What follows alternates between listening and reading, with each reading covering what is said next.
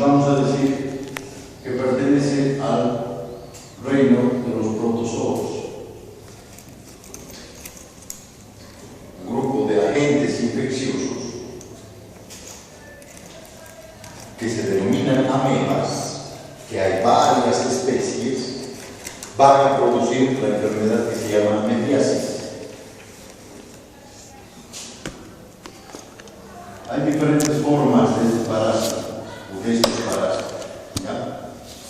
Una de las formas se denomina quiste y la otra se denomina trofozoide.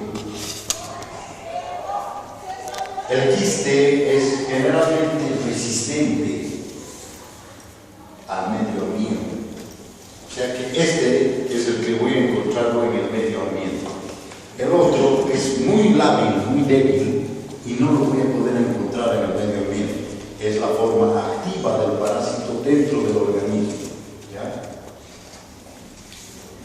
Este quiste entonces es el que constituye la forma infectante del parásito. Es la forma que voy a adquirir yo, que soy el huésped, ¿sí? Este parásito en su forma infectante va a tener una vía de ingreso al organismo del huésped, ¿ya? Esa vía, en el caso de este parásito, y más frecuentemente, pero no única, va a ser vía oral, o sea, va a entrar al aparato digestivo por la boca.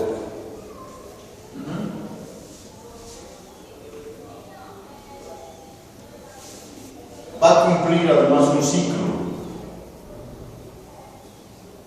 que se denomina fecal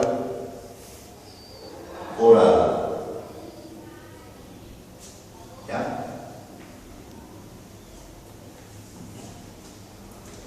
O sea, la contaminación del medio ambiente con heces fecales va a dar lugar a que de alguna manera este parásito llegue al agua o a mis alimentos, o sea, algún vector el que transmita mecánicamente, en este caso, no biológicamente, sino mecánicamente.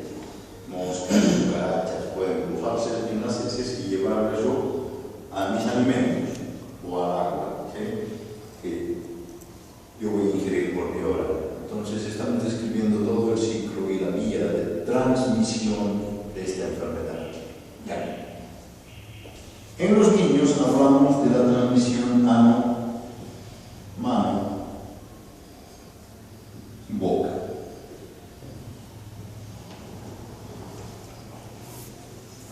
Generalmente los niños cuando están en su etapa anal pueden tocar la región anal, contaminar sus manos con heces y luego llevarse a la boca de las manitos para transmitir. Estamos hablando además de una autoinfección, ellos mismos se están produciendo la infección, ¿sí?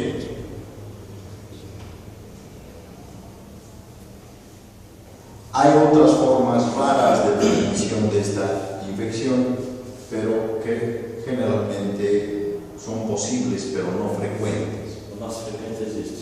Esto es lo más frecuente, que entre por vía oral, por alimentos o agua contaminada, ¿sí? Y en su libro hay otras maneras de transmisión. Una de las más raras, por ejemplo, es la transmisión sexual de amebas en hombres que tienen sexo con hombres.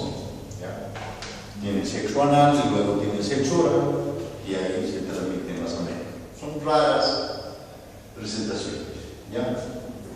Generalmente esto nos va a dar una sintomatología que es de tipo digestiva. Estamos hablando de una enfermedad aguda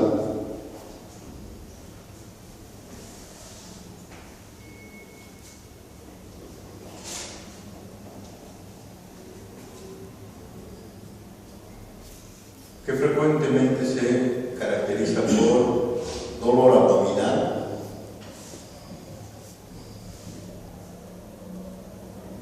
náuseas, vómitos, diarrea,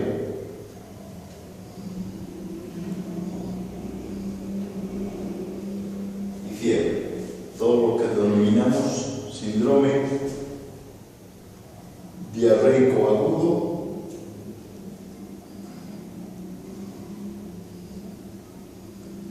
o enfermedad diarreica aguda en los niños, ¿ya? Las EDAs, que junto con las IRAS son las enfermedades más frecuentes en las infancias, más prevalentes, ¿ya? Entonces, lo que yo les voy a enseñar en la siguiente clase son los detalles de este parásito y su diagnóstico y su tratamiento. En su librito, ustedes ya saben que tienen que llevar el ATIAS, ¿no es cierto? Un libro que no es de referencia, pero sí es más bien una guía para que nosotros sepamos qué temas vamos a llevar, ¿ya? No es de consulta, solo nos va a dar una guía de qué temas debemos seguir, porque es un libro no actualizado y que no constituye por ningún motivo consulta, ¿ya? El problema con el libro que tiene es que está basado en los casos más comunes y más normales, vamos a decir, de presentación de la enfermedad. Más superficial. No tanto así, sino que no tanto la mayoría de los casos producen una enfermedad diarreica aguda, ¿sí? Hay otros casos en los que no puede presentarse una enfermedad diarreica, se produce un absceso a nivel de otro órgano, el hígado, el cerebro, riñones, ¿ya? Presentaciones no frecuentes. Y por otro lado, su libro está basado en casos que se presentan en personas inmunocompetentes, normales, no inmunodeprimidos. Yo veo pacientes con VIH todo el tiempo y en esos pacientes no se presentan las enfermedades como está en su libro. A veces no tienen ninguno de estos síntomas, pero tienen amebiasis, ¿entienden? Entonces, lo que tienen que hacer ustedes es leer y dominar lo que pasa en esta enfermedad de la manera más frecuente, ¿sí? Una diarrea común. Cuando vengamos a clases prácticas vamos a ver qué es lo que pasa en otros grupos de poblaciones que generalmente o tienen más riesgo o son más vulnerables a la enfermedad, ¿ya?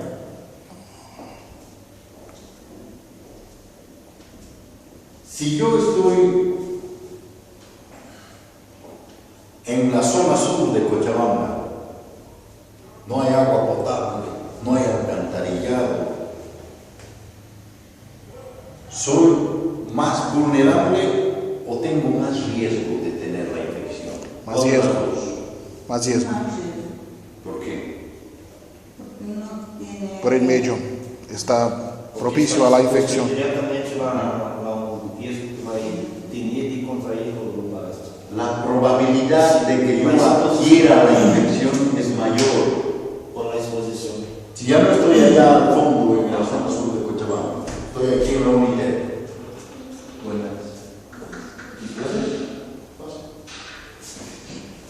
Si estoy aquí en la unidad dando clases y como una cocina ahí al frente, ¿mi vulnerabilidad ha cambiado o mi riesgo ha cambiado? Vulnerabilidad. Sí. ¿Por qué? O sea, allá soy más vulnerable que aquí. ¿Algo ha cambiado en mi organismo que me ha vuelto más vulnerable a la infección? ¿Mi sistema inmunitario es diferente que allá a 2 kilómetros más abajo? No. El riesgo aquí Tienes que prepararse. sí, es que tengo menos riesgo, porque seguramente hay agua potable, hay alcantarillado, pero igual tengo riesgo, ¿sí? Porque no sé cómo han preparado la comida allá, por ejemplo. ¿Ya? Entonces, el riesgo, señores, es algo que generalmente podemos modificar. y eliminarlo. La vulnerabilidad no. ¿Ya? Es una diferencia. Sutil, pero diferencia final. Si yo vivo en la zona sur y estoy en más riesgo, lo que hago es cambiarme de zona y tengo menos riesgo. ¿Sí? Pero no vamos a mover a toda la gente de la zona sur aquí a la zona norte para que no tengan riesgo, ¿no es cierto? A veces es difícil cambiar ese factor de riesgo. Até por uma questão econômica, às vezes. Por eso. Si mi paciente tiene VIH, ¿tiene más riesgo o es más vulnerable? Más riesgo. Es mais vulnerável. Si ese paciente vive allá en la zona sur, ¿tiene más riesgo? Sí, es paciente. Pode ser dos riscos que tem por la exposição e a vulnerabilidade que tem por ter nenhuma enfermidade. Então, em meu ponto de vista, tem os dois. Puede tener su riesgo, es el mismo que una persona sin VIH, no cambia nada. Si va allá va a tener riesgo. El problema es que es más vulnerable a la infección. ¿Sí? Si le da la infección, le va a dar de una manera diferente o más complicada que en una persona normal. ¿Sí? ¿Me entienden? Entonces, puedo cambiar la situación de este paciente que tiene VIH. Su vulnerabilidad es mayor porque es inmunodeprimido. ¿Puedo cambiar eso? ¿Puedo curarlo de su VIH? No. ¿Se están dando cuenta? La vulnerabilidad prácticamente no la puedo modificar. ¿Sí? A veces puedo volver invulnerables a las gentes aplicándoles una vacuna. ¿Sí? El riesgo es más fácil de cambiar. ¿Entienden? Paciente con VIH, no vayas allá, a la zona sur, lávate las manos, ¿sí? Come alimentos, prepáralos tú mismo, toma agua embotellada, ¿me entienden? Si hace eso, ya no va a estar en riesgo, sigue siendo más vulnerable a la infección, porque si le da una infección va a ser casi fatal, ¿me entienden? Pero puedo modificar sus comportamientos de riesgo para que ya no tenga la infección. ¿Sí? Ahora, eso lo puedo aplicar a una persona con VIH o a cualquier otra persona. ¿Sí? Solo utilizo el ejemplo del VIH para que ustedes se entiendan mejor. A un niño, a un diabético, a una persona desnutrida que también en algún caso son inmunodeprimidos, como los pacientes con SIDA, igual las personas, mujeres embarazadas, por ejemplo, también puedo darles la misma recomendación. Si yo genero una vacuna para volver invulnerables a todos, solamente va a estar enfocada en la mebiasis. Solo voy a hacer una vacuna para la meba, ¿me entienden? Si le hago entender a la gente con campañas de comunicación, radio, televisión, lo que quiera, que hierva el agua, que se lave las manos, ¿estoy previniendo solamente la mebiasis? No, estoy previniendo todas las enfermedades diarreicas agudas, ¿me entienden? ¿Crear una vacuna será fácil? ¿Será barato? No. Necesito tipos super capos, ¿no es cierto? Biólogos moleculares, ingenieros genéticos, médicos que han salido de la universidad y han seguido estudiando 10, 15 años más todavía. Para lavarse las manos necesito que esta gente sea bachiller siquiera. No, hasta Evo Morales puede lavarse las manos. Va a entender, ¿no es cierto? ¿Sí o no? Sí. ¿Ah? Seguro.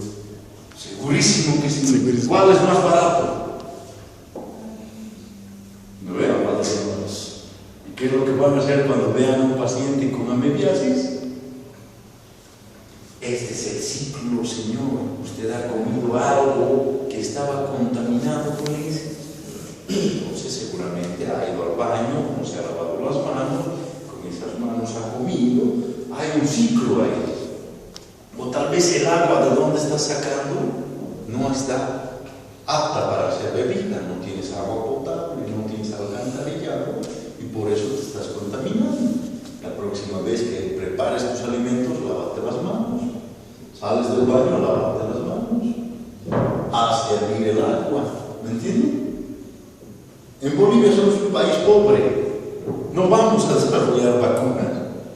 Tenemos que buscar otras formas alternativas de prevenir y limitar el daño que producen las enfermedades. ¿Sí?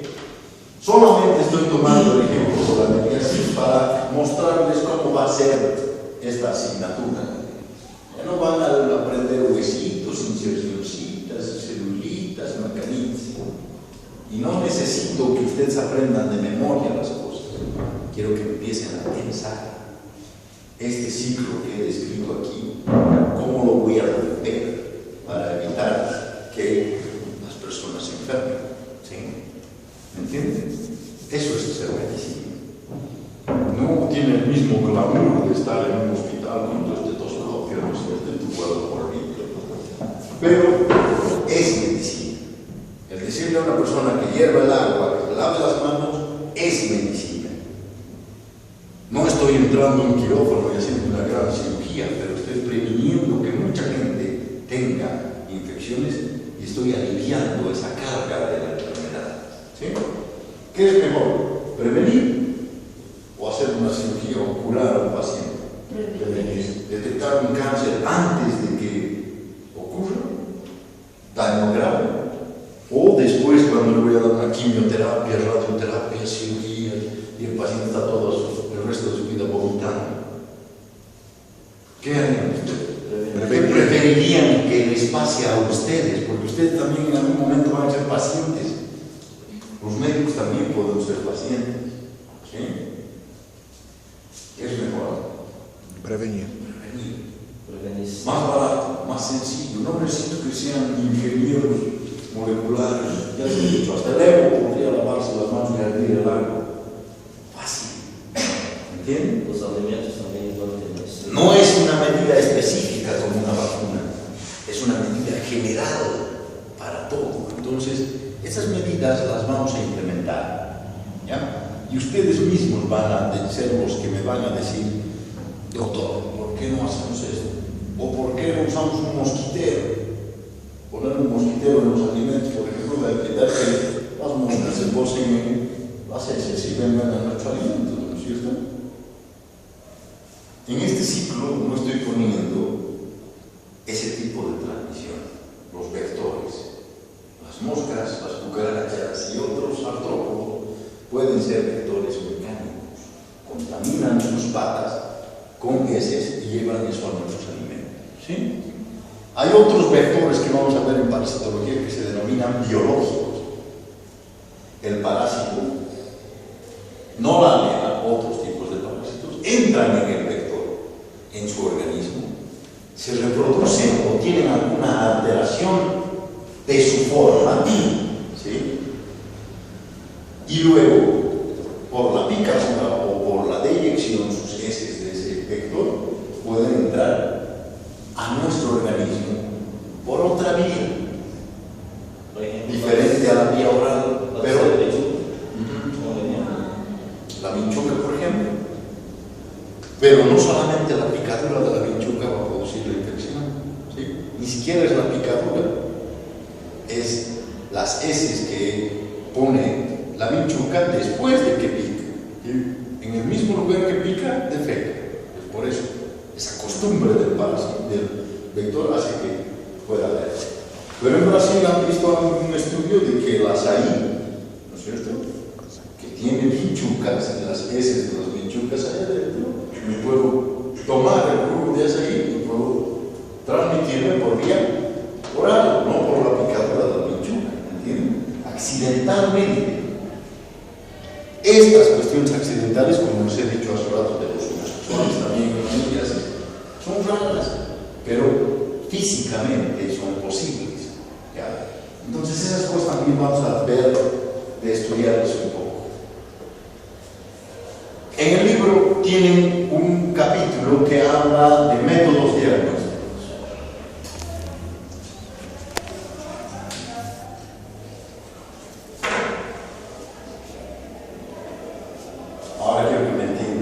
bien claros, ¿ya? Si ustedes leen su libro, hay un párrafo que dice en amebiasis métodos diagnósticos, ¿ya? Y ustedes pueden en todos los temas agarrar ese párrafo y leérselo de memoria y aprendérselo de memoria. Y si yo les pregunto cuál es el método diagnóstico, me van a decir cojo parasitológico, ELISA, inmunofluorescencia indirecta, inmunomotivación indirecta. Me lo van a repetir, me lo van a decir, pero no saben qué es. ¿Me entienden? Por eso quiero que primero lean este tema de métodos diagnósticos. ¿Cómo se hace? ¿Qué principios utiliza? ¿Qué errores puede tener? ¿Cómo lo interpreto este método diagnóstico? Hay métodos diagnósticos directos, van a ver. Cuando veo al parásito en un microscopio o de alguna manera, estoy viendo al parásito. Y cualquiera me puede decir, pero si estoy viendo al bicho ahí, estoy 100% seguro de que está produciendo la infección. Si yo veo la sangre de una persona y tiene el parásito que produce chagas, el trypanosoma, ¿esa persona tiene chagas? Sí, estoy viendo al parásito ahí. Pero esto a veces no puede no ser tan cierto. En el caso de las amebas, por ejemplo, cuando yo veo esta ameba en las heces, a veces no es la ameba la que está produciendo la infección, porque el hombre, el ser humano, es portador de esta infección, pero de manera asintomática. Si yo les hago un examen de heces ahorita, el 80% de ustedes tienen quistes de ameba, pero no está enfermo. ¿Y qué va a pasar entonces cuando ustedes tengan otra infección y yo les pida el examen de heces? Voy a ver quistes cuando en realidad hay bacterias o virus y voy a decir, este señor tiene amebiasis. Cuando estoy viendo al parásito, parecería que es irrefutable el diagnóstico, pero en realidad esta persona es un portador asintomático de la infección. ¿Sí? Lean su libro, ahí dice el 80% de las personas son asintomáticas. Entonces, el 80% de ustedes tienen parásito. Pero es un parásito que no produce la enfermedad, no es patógeno. ¿Ya? Otra cosa, su libro también dice que solamente hay un patógeno en las amebas. El título dice amebiasis y dice todos los parásitos de la especie de las amebas que producen una infección. ¿Me entienden? O sea que hay altas especies. Pero les dice que generalmente la ameba histolítica es la única que tiene potencialidad de ser patógena. Eso es mentira. Por eso. ¿Sí? Principalmente por eso.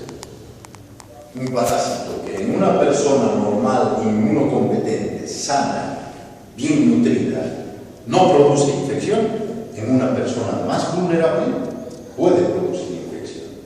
Por eso en los pacientes con VIH, parásitos que eran antes de nuestras mascotas, de los perros, de los gatos, ahora les producen infecciones porque son más vulnerables. ¿Entienden? La ameba histolítica no es la única que produce infecciones en personas vulnerables. También la ameba coli, la ameba dispar, Chomowski, otros tipos de amebas. ¿Ya? Entonces, todo eso son detalles de la infección.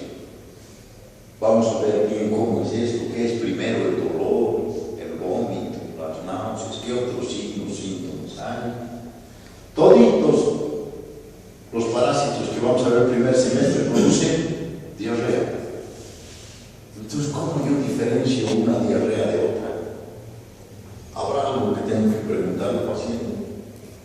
Primero, para esto, si se dan cuenta, una historia clínica tiene que preguntar: riesgo, ¿dónde vive, señor? ¿Qué hace? ¿Tiene agua potable? ¿Tiene alcantarillado? Cuando estamos en su historia clínica, ¿para qué vamos a preguntar eso? ¿Tiene diarrea el paciente? Dale algo. Tengo que establecer primero qué riesgo tiene. qué situaciones de riesgo tiene, si es vulnerable o no, ¿entienden? Entonces, edad, sexo, peso, estado nutricional, talla, lugar donde vive, donde reside, conductas sexuales, un montón de cosas. Solo tengo diarrea, ¿por qué me está preguntando si yo tengo relaciones sexuales con hombres o por qué? Porque quiero establecer estos factores que van a condicionar la aparición de una infección, ¿entienden? Por eso es que preguntamos tantas cosas a los médicos. Si hacen bien su historia clínica, van a ver ustedes que es facilito hacer un diagnóstico, muchas veces, ¿ya? No siempre. Entonces, cuando sepan bien cómo esto actúa, cómo se hace, qué mecanismos utiliza, cómo se realiza, en dónde puede fallar, ahí recién se van a dar cuenta de que es un método diagnóstico, ¿ya? Indirecto quiere decir que no estoy viendo al parásito, estoy viendo los restos que ha dejado, ¿sí? Si yo entro a esta aula y veo una caca de perro aquí, no estoy viendo al perro, pero sé que había un perro aquí antes, ¿no es cierto? Porque estoy viendo sus heces. Lo mismo hacen los agentes infecciosos en nuestro organismo, dejan anticuerpos, ¿sí? No voy a ver al agente infeccioso, pero voy a ver los anticuerpos que han dejado, ¿entienden? Eso es un examen que llamamos indirecto.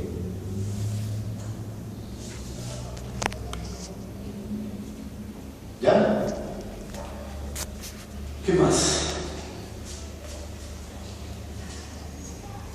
Esta situación de aquí va a condicionar que en su libro no hayan situaciones de riesgo que estén plasmadas, ¿sí? O sea, está hablando de una mediación en una persona adulta, normal, inmunocompetente, sana, fuerte. ¿En un niño creen que es lo mismo? ¿En un anciano? ¿En una mujer embarazada? Allá es diferente, ¿no es cierto? En un adulto fuerte, competente, me voy a preocupar de darle tratamiento, ¿no es cierto? En un niño, el medicamento es lo último en lo que voy a pensar. Primero, rehidratación. ¿Por qué? Porque tiene diarrea. ¡Bum!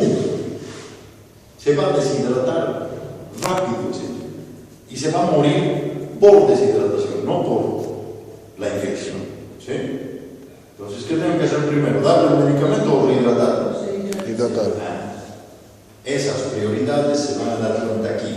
Eso lo dice en su libro, ¿ya? Aparte, conmigo van a aprender muchas otras cosas que no dice su libro. Por ejemplo, ahorita me han dicho rehidratación primero, doctor. ¿Cómo le rehidratamos? Un chocolate le damos. Un suero. Un píloro. ¿Con qué le rehidratamos?